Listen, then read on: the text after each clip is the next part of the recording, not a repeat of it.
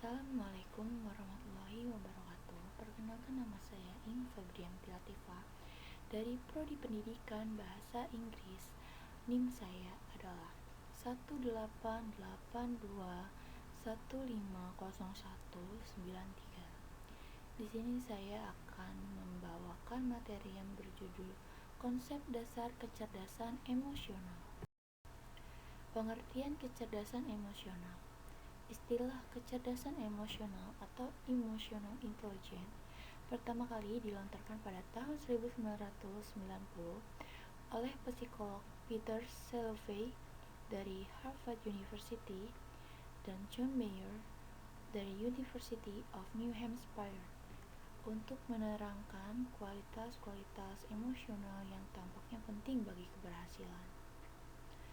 Salovey dan Mayer mendefinisikan kecerdasan emosional atau yang sering disebut EQ sebagai himpunan bagian dari kecerdasan sosial yang melibatkan kemampuan pemantau perasaan sosial yang melibatkan kemampuan pada orang lain, memilah-milah semuanya yang menggunakan informasi ini untuk membimbing pikiran dan tindakan.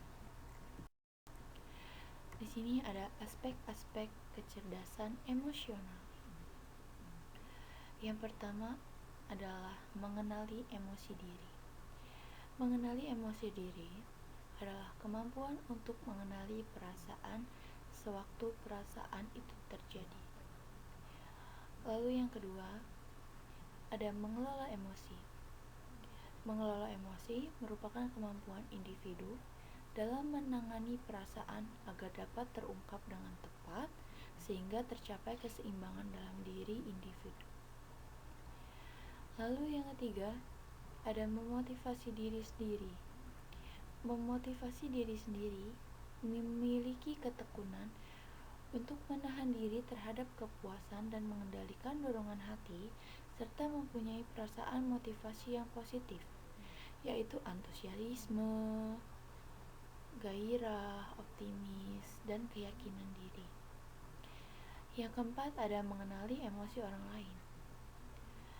Jadi mengenali emosi orang lain ini adalah kemampuan untuk mengenali emosi orang lain, disebut juga empati, yaitu kita sering sebut dengan kepedulian.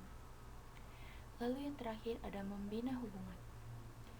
Membina hubungan adalah keterampilan yang menunjang popularitas, kepemimpinan, dan keberhasilan antar sesama.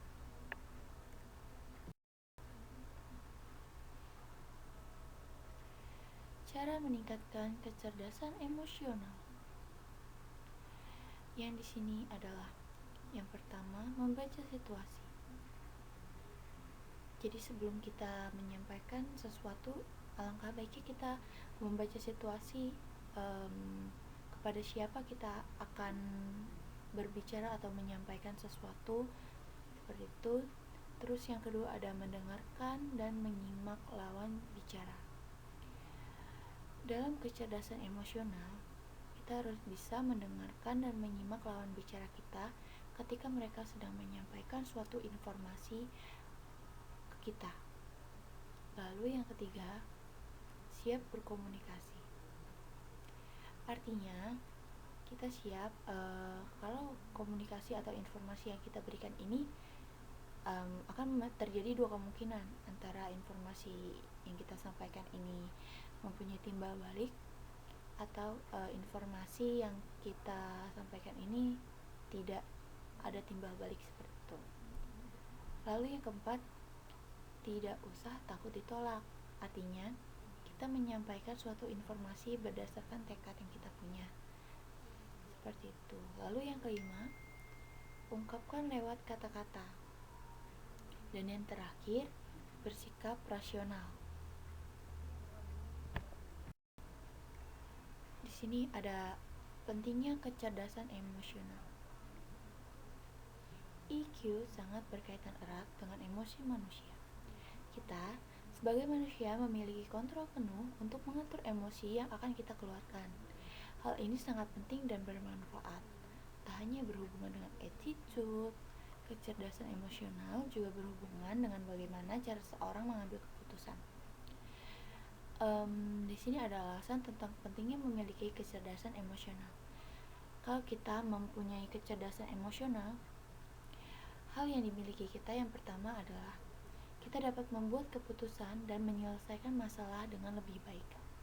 Artinya, kita memikirkan apa tindakan yang selanjutnya harus kita lakukan, seperti itu. Lalu yang kedua, tetap tenang ketika berada di bawah tekanan. Balik lagi seperti yang tadi, kita harus mengenali emosi diri kita, seperti itu. Lalu yang ketiga, kita dapat menyelesaikan konflik.